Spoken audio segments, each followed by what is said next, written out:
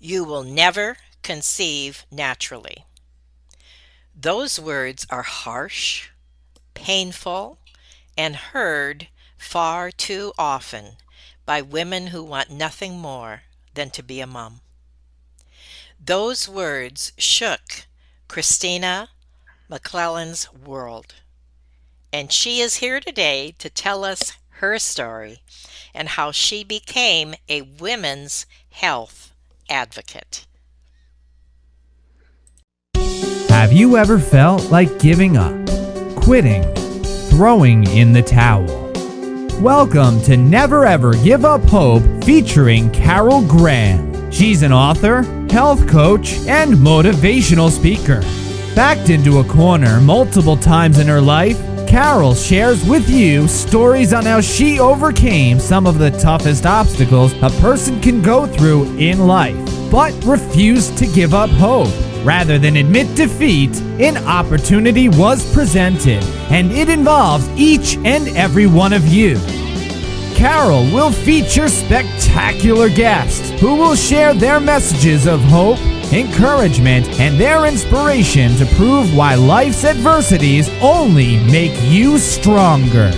And now, welcoming the host of the show, here's Carol Graham. Christina McClelland is an author who grew up in Alabama and became one of the youngest art gallery directors in Atlanta at 28 years old.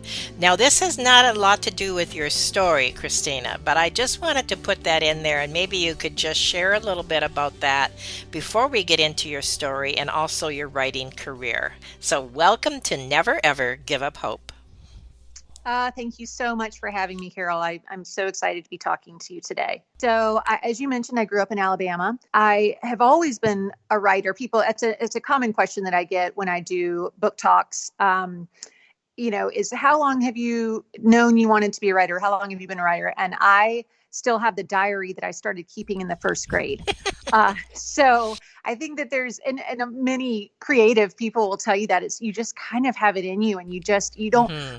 But you don't know what to do with it. And that's how I felt growing up. Is I had all this creativity. I also had a little bit of turmoil and drama, as everyone does in their life. My dad passed away when I was 16 years old, and I am the oldest of three girls. And so writing for me at the end of high school and beginning of college was my outlet. I mean, that was my safe space. That was my place to go and retreat with my thoughts. So from that standpoint, writing has always served me in times that are maybe not so great. And I think that there's a lot of power to be harnessed, Mm-hmm. in hard times. And I say that as a positive when people are going through with the worst of the worst. Write it down if that feels natural Yes, for you. yes. Say it out loud. One of my favorite tools that I've learned over the past 40 years, now that I finally am getting some good tools, is the of course. Have you heard of that, Carol? No. Okay, so it's such a gem. I love it because it makes so much sense. So when you are having an awful time, or you're having some post-traumatic stress reactions, and triggers to something, and you start crying or you're angry, and you think, why am I doing this? Stop and say to yourself, of course I feel this way. And it really, if you pause and make yourself pause, and I now do it with my children, it's that validation for yourself or Wow. for someone else. It's so simple, but it doesn't mean dwell. It doesn't mean, but it Mm-hmm. means, yeah, I feel icky right now, or I feel really mad. Of course I do. This and this happened to me. So it's validating, and that's going on a little bit of a tangent sideways, but coming back to A Circle of Chalk, the book that I published in 2020, which centers around female characters, and it all has to do with fertility issues, and specifically frozen embryos that a woman loses in a divorce. And she spends 20 years trying to adopt back one of those embryos. And the book was written for women, or partners or friends and family members that would like to be supportive of any woman, as you said in the beginning, that has heard you will not conceive naturally, or none of your eggs are good, or adoption is the only way. It is so incredibly hard to hear those words. And I wanted women to read the book, and they did, thankfully. I will say, through the flooding of Instagram messages and Facebook messages, that's all that I wanted with the publishing of the book, is for one woman to say, Right, that's me. right, right. That's how I felt, and feel validated in that. Back up a little bit and let's start with Okay. your story. Tell us your story. So, like I said, I grew up in Alabama. I played junior tennis, and then I played tennis in college. And I mention that only because, as with all of us, every little thread feeds into your Mm-hmm. mental health and your physical Mm-hmm. health. I then went to college. I majored in English and minored in art history. So, which is, my mother said when I graduated, well, what in the world are you going to do with that? And I said, well, I am not sure, but those are the things that I like. And I ended up getting into the art business. I was in finance actually for a little while, and I got into the art business in the lowest part of the totem pole, and worked my way up, and worked for a wonderful gallery owner named Susie Pryor in Atlanta. Became the director of Bennett Street Gallery and Pryor Fine Art. And that experience, again, now looking back, I can see how I was there for 10 years, and I can see how that only helped me with empathy, sympathy. Like I say, I'm mixed with all different kinds of people all day: clients, artists, Mm. um, delivery people. And I think the more you can open your eyes and see other people and hear other people, the more you can put into perspective what you're going through. And also, again, it goes back to the validation for me. That's a really, really big sticking point to give to people, is to be okay not being okay. And so that's so from gallery work to writing. So I had my second child in 2014, and I stayed home after that to write the book that I had been wanting to write since before she was born, since before I was pregnant with her. And that's A Circle of Chalk. So starting in 2014, I started doing just crazy research, going down rabbit holes of medicine, the creators of IVF. I interviewed the man, Alan Trounson, is in Melbourne, Australia. He is the one who Mm. invented cryopreservation for embryos. Is one of the earliest doctors to deliver a baby via IVF. I interviewed dozens and dozens of women about their experiences. And then I was really interested in the early 90s, when IVF was still really, really young. And some of the things that happened from a legal standpoint were shocking, Oh, I bet. and terrifying and sad. And so that's where Jenna's story, the main character in the book, that's where her story comes from: real court cases, and real women who lost their frozen embryos, and sometimes, in some cases, lost their only chance to have children because of that. So I published the book. I got the exact response that I was hoping for. Not that I want other people to tell me they're feeling pain, but I I got so many wonderful replies of how it had just made women feel better, feel heard, feel seen, and it just has made me so happy. And that's why I love continuing to talk about it. I love continuing to advocate for women's talk therapy groups, online, chat groups, social media groups, a way to get yourself out of your own room. For me, isolation is that's one of my go-tos, which is not good when I'm not feeling well. And that's really the worst place you can be. If you can get yourself out of that room and talk to someone else, and especially another woman, and especially maybe someone who's been through something similar, it can mean the night and day difference between living life or living in a dark room. I like what you said here, and I'm quote, feeling alone is the worst feeling that exists. It is isolating and depressing and lends itself to hopelessness. The beauty of discovering that you are not alone is life changing. So, talk a little bit about that. Right. And it's important to know and recognize you can feel alone. Or for me, I'll speak for myself. I could feel alone in a crowded room. Hmm. I could be in a room full of moms and feel absolutely alone, singled out and alone, like there was like a spotlight beaming on me, that I was different somehow from everyone in the room.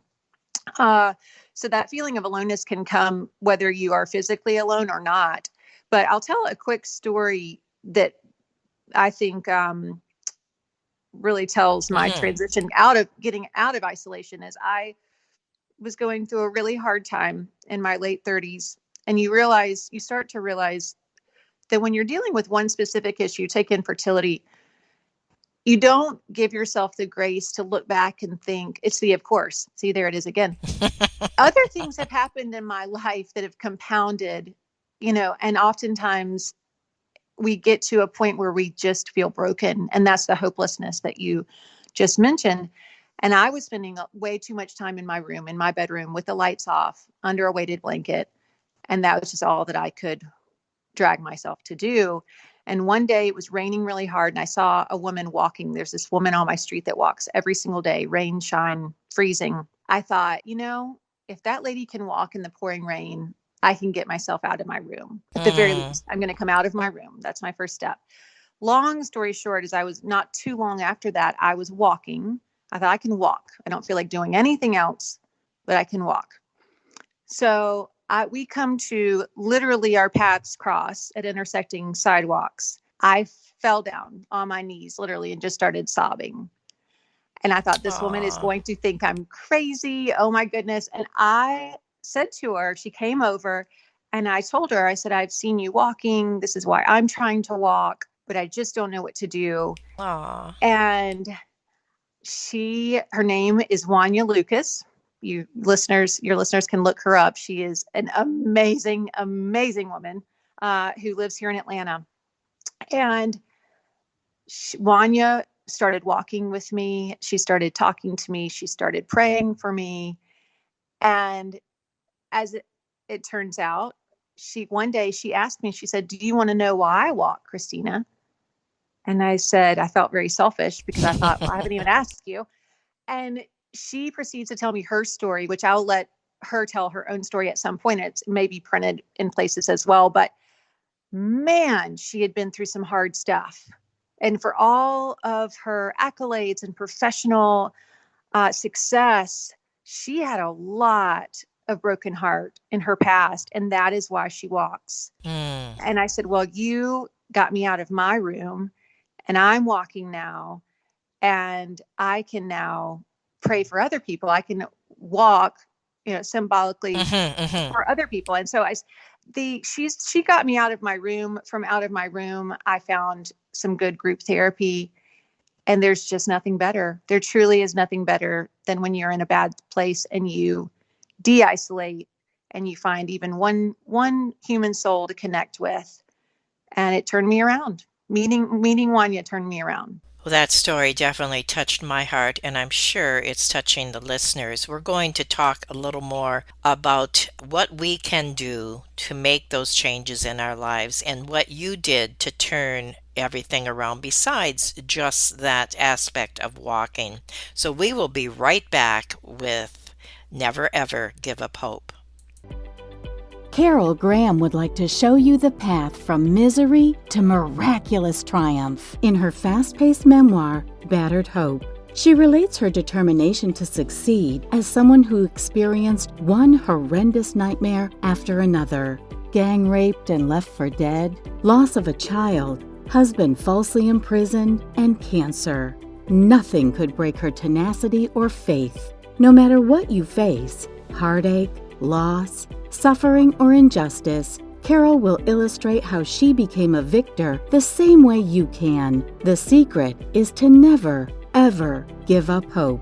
Order your copy at Amazon or batteredhope.blogspot.com. To Never Ever Give Up Hope. And today we're talking with Christina McClelland, and she's sharing her story and also other stories of people who have heard those painful words, "You will never conceive naturally." And not only those words, but many words that we hear change our lives and change our focus and can devastate us. So, Christina is going to share what we can do to turn that around in our own lives, even when we get devastating news, and whatever else, Christina, you would like to share about your own story. Thank you. That right, exactly. So no matter what the crisis, what I've tried to really narrow down on for myself the past couple of years in particular is whatever crisis I'm in. There's been a couple of books and a couple of tools that I have used that have really been life changing. There's a fabulous little book called The Four Agreements. Have you read that? It's a tiny little book, and one of them, I'll pull one from it, and it's always do your best and Hmm. always give yourself grace that you're doing your best. That's another thing we don't do for ourselves. We don't give ourselves, number one, I had said the of course. Number two, don't isolate, as tempting as it is. Three, do your best and pat yourself on the back for doing your best. I keep a little note card. I have actually little note cards and post-its all over my house, mostly in my kitchen. And one of them says, it's right next to my kitchen sink, says, I will love myself every day because I know I'm doing the best that I can today. The second card that's under it said, I will love others because I know they're doing their best that they can today. Oh, that's wonderful. Now, I am not saying I'm a master of this. This is why I need the index cards. um, but I'd love to look at that every day. And that's one of the things that's from the Four Agreements. Always do your best and know that's all you can do on that day. And nothing more, nothing less. That removes the guilt, doesn't it? Absolutely. Absolutely. And I mentioned about my sports background. I have also done a lot of digging into my own brain and psyche in the last decade and trying to pull out, some of sports psychology, at least for me, was not helpful in adulthood. And it comes down to an issue of control, right? And then that goes back to fertility, a complete loss of control. When a doctor tells you you will not conceive and you're thinking, but I'm a woman. This is what women do. Women have children. What's wrong with my body?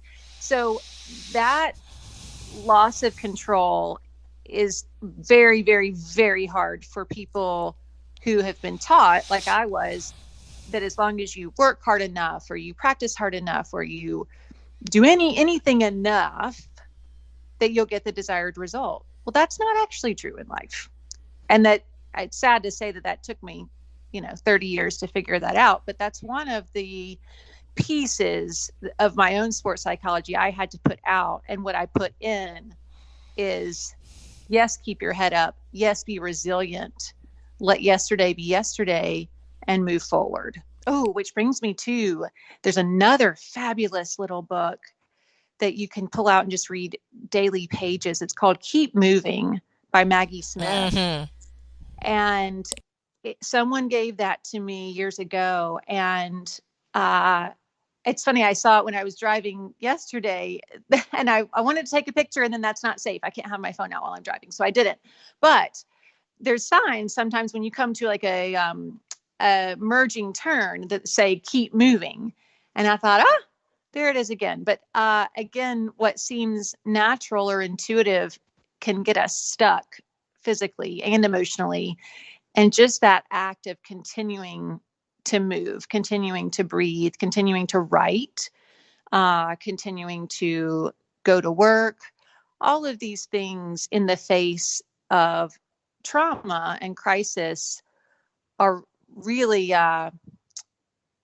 it's survival at that point. But that Keep Moving is a great little book and great advice to tell yourself when you are just feeling really, really low. Well, self talk is important, and I think saying it out loud so that you not only are saying it, but you can hear it, correct?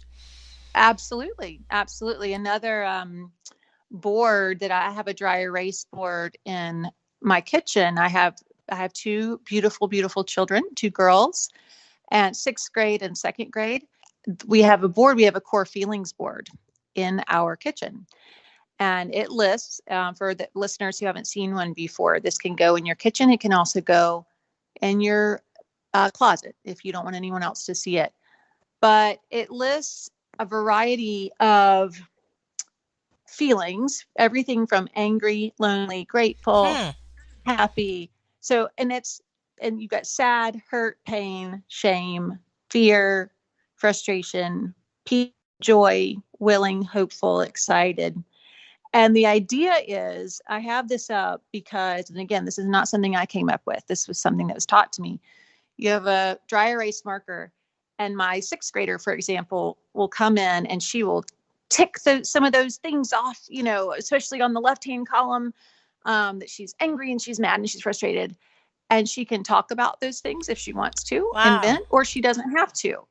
Um, and everyone in the family has to be respectful of of the person's wish at that point. The idea is, though, that even though we think we're feeling only one of those emotions Hmm. at a time, only angry, if we really pause, we're probably also feeling, at the very least, willing.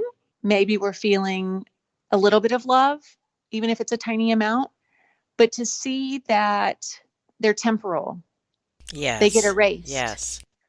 sometimes within a minute, sometimes an hour or a day, or maybe a couple weeks. Sometimes these feelings, hurt feelings last a long time, but they do fluctuate minute to minute.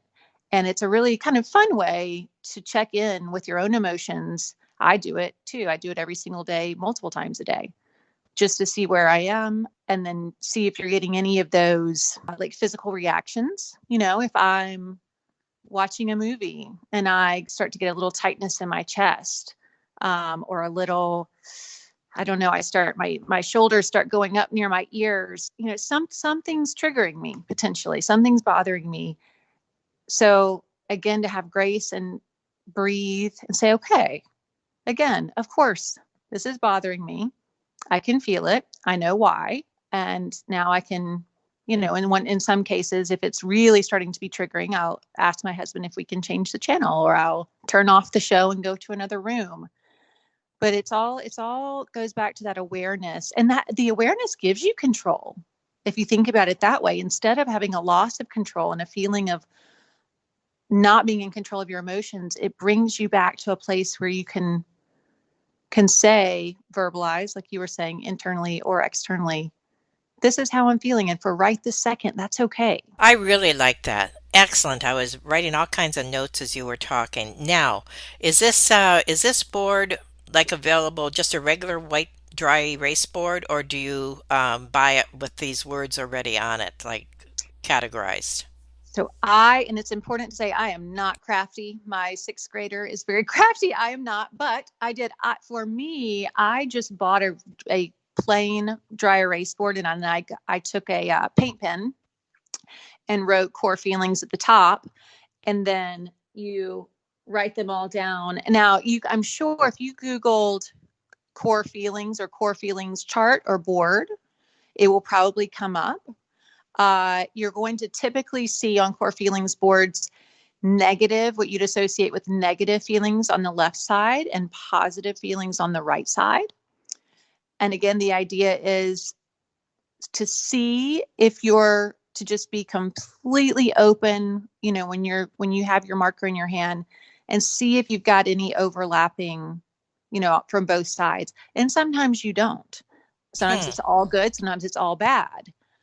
But at the bottom, so for my board, I'm looking at it right now. We have our date, we have my core feelings, we have them all listed. We have I support you at the bottom. And then we have, this is mostly for our two girls, an asterisk, and it says, only give advice if requested. That's a big one because also the person may not be ready for that. I Right. might not be Right. ready for that and again, that takes the onus off. Say I'm doing it for myself and I'm having a lot of those left-hand side check marks. I don't have to fix it right this very second. I can wait 60 seconds and breathe, or 3 minutes, and then think about what my next step is going to be. But yeah, if you Google core feelings board, it's a great tool, and it's up all the time. in my kitchen. I love that. And I really like it for kids because they very Hmm. often they need time. Well, we all do, but they need time to figure out their feelings, but also that they know that they can put it on there and they're not going to be challenged. So you don't have to say, "How do you feel? What's going on?" It's already up there, and then when they're ready, they'll talk to you about it. That's Hmm. excellent. I really appreciate that. Yeah, you're exactly right. And I'll say just quickly too, so as part of my healing, I one of the wonderful things that came out of my years of crisis, was I had the idea to start a nonprofit tennis program for middle school girls in the summer. So I give free tennis lessons to middle school girls from South for a couple of weeks in the summers. And I've done it for several years now. And the first year I took the core feelings board, and my daughters said, "Mom, do you think they're going to like that? What if they don't want to do it?" I said, "That's fine." I said, "I'm just going to introduce it." I said, if people want to share, they can. If they don't, Carol, these were seventh grade girls that I started with. They're going to 10th grade next year. And we add every year. But my core first group of girls, they took to it immediately. Wow. We every morning, it turned out we would sit in a circle before we started any tennis, and we go around the circle. You'd say your name, what your core feelings are that day, and if you wanted to share or not share. And these girls were so open and kind and Wow. supportive of one another. And one of the little girls came up to me after the first couple sessions, and I still wasn't, they were sharing, but I wasn't sure exactly how they felt about it. And she said, "I love the core feelings board." And I said, "Oh, I'm so glad." And she said, "No one's ever asked me how I feel." Oh my goodness. Wow. And I said, "Well," I said, "I'm so glad." I said, it made my heart happy. So I agree with you. I think I tell anyone to get a core feelings board for their children or for adults. Well, we have our homework. Yeah. This is great. I wrote this down here. I'm getting this for my daughter and her family. I think this is a wonderful idea, and I certainly didn't even expect to talk about this today, but it is an incredible tool.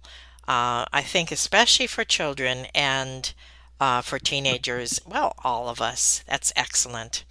So, is there Hmm. anything else that you would like to say to the audience in possibly encouragement or anything about anything that we talked about today? I would just say I'm going to again push the of course.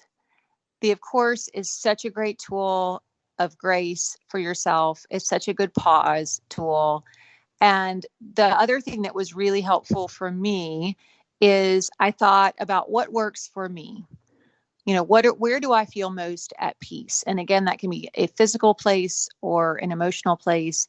And for me, I realized several years ago that I feel most at peace in an academic setting. And that was Hmm. when I'm just completely honest. It doesn't have to be a cool answer, a popular answer, trendy. I am most comfortable and most at peace in an academic setting. So for example, this summer, I enrolled at Oxford University in England. They do continuing education classes for adults, which I was so excited. I am so excited about. So I'm doing that this summer. I signed up on a whim, and I'm going to go take a Shakespeare class because I know that will make my heart happy. Just then getting books out to read or going to the library. I would just go sit in my public library up the road and just sit in the quiet because that's where I felt most at peace. And so I would encourage anyone to take time to think about where they are most at peace, and then that's where you're going to find just a brief pause in maybe what else you have going on in your life. Thank you, Christina. This has been rewarding in many ways. I really appreciate your words. I appreciate your story. I appreciate the challenge, the suggestions. You have been an encouragement to many. And your book, A Circle of Chalk, will certainly be able to be purchased on one of the links that we will have, and any of your other links will be there where people can contact you and connect with you. And I thank you again for being on Never Ever Give Up Hope. Thank you so much, Carol. Thank you for listening to Never Ever Give Up Hope, featuring Carol Graham. Did you know that most people succeed because they are determined to? Quitting was never an option. Carol loves your comments and will respond to each one. So please subscribe and review this podcast. A rating of 5 stars would be outstanding and appreciated. Remember, if you are still here, there is always hope.